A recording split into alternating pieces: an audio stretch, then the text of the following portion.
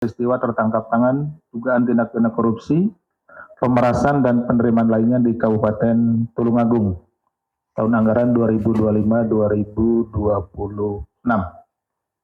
Pada hari ini, Sabtu 11 April 2026, KPK kembali menyampaikan informasi terkait dengan kegiatan penyelidikan tertutup yang kemudian terjadi peristiwa tertangkap tangan para terduga pelaku tindak pidana korupsi dan telah ditemukan bukti permulaan yang cukup atas peristiwa dugaan perbuatan melawan hukum atau penyalahgunaan kekuasaan yang dilakukan oleh para pihak dalam dugaan tindak pidana korupsi terkait pemerasan atau penerimaan lainnya di lingkungan pemerintah Kabupaten Tulungagung, Jawa Timur.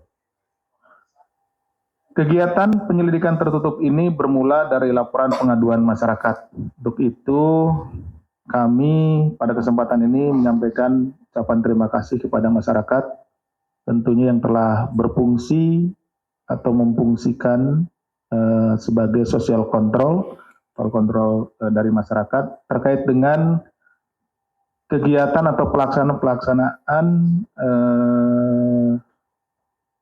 pemerintahan khususnya di Tulungagung. Pengaduan masyarakat tersebut disampaikan kepada KPK tentunya dan kemudian ditindaklanjuti bahwa pada periode tahun 2025-2026 saudara GWS selaku Bupati Tulungagung 2025-2030 melantik sejumlah pejabat di lingkungan Pemkab Tulungagung. Jadi ini ada kaitannya dengan pelantikan para pejabat ya, OPD. Pasca pelantikan tersebut, saudara GWS meminta para pejabat menandatangani surat pernyataan mundur dari jabatan dan mundur dari ASN jika tidak mampu melaksanakan tugas dan tanggung jawab yang diberikan. Jadi pada kesempatan ya, beberapa saat setelah dilantik, ya dipanggil satu-satu. Sudah tersedia di situ surat pernyataan. Ya. Surat pernyataan isinya itu yang menyatakan akan mundur dari jabatan dan juga mundur dari ASN jika tidak mampu melaksanakan tugas dan tanggung jawab yang diberikan. Suruh tanda tangan langsung di situ gitu ya. Tidak ada materainya seperti itu. Tapi kemudian tidak diberikan tanggal, dikosongkan tanggalnya. Nanti dijelaskan kenapa dikosongkan. Selain itu, beberapa pejabat lainnya juga diminta menandatangani surat pernyataan tanggung jawab atas pengelolaan anggaran di masing-masing satuan kerjanya. Jadi ada tanggung jawab mutlak. Yang bersangkutan bertanggung jawab atas pengelolaan anggaran. Apapun yang terjadi, nah dia akan bertanggung jawab penuh. Nah, itu juga diminta menandatangani. Jadi ada dua surat tersebut ya. Surat pengunduran diri jabatan dan mundur dari ASN itu satu surat, walaupun isinya dua. Kemudian tanggung jawab mutlak itu satu surat. Surat pernyataan mundur dari jabatan dan mundur dari ASN tersebut sengaja tidak dicantumkan tanggalnya dan salinannya tidak diberikan kepada para pejabat tersebut. Jadi dipanggil ke ruangan khusus, di situ ada ajudannya, diminta untuk tanda tangan, ya yang tadi juga para pejabat tersebut tidak diperbolehkan membawa HP sehingga tidak ada kesempatan untuk memfoto gitu ya, seperti itu.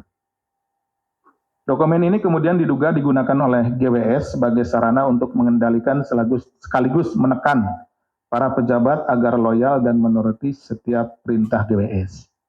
Nah, jadi suratnya kan sudah dipegang nih, pernyataan mengundurkan diri dan mundur dari ASN. Cuman belum tanggalin. Ini kan mengunci berarti ya, mengunci para pejabat tersebut.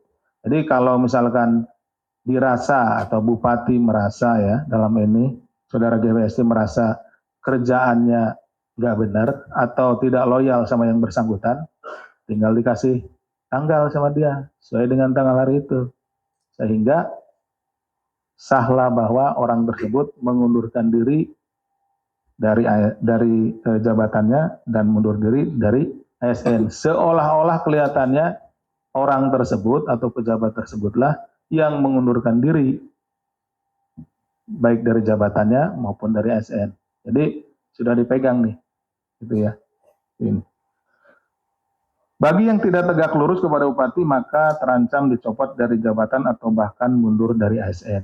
Nah, kan tinggal ngasih tanggal saja seperti itu. Nah, itu di situ letak pemaksaan dari bupati. Kemudian GWS meminta sejumlah uang kepada para kepala organisasi perangkat daerah atau OPD dan pejabat lainnya, baik secara langsung maupun melalui perantara saudara YOG selaku ADC. Ya tadi, kalau tidak dikasih, nggak ada surat kan, tinggal ngasih tanggal. Seperti itu. Adapun total permintaan tersebut sekitar 5 miliar. Ini kan baru di kepala OPD ini baru diangkat di sekitar Desember ya, tahun lalu. Jadi permintaannya sampai dengan bulan ini awal April ya, awal April ini 2026 itu sudah sekitar 5 miliar. Ini dari permintaannya.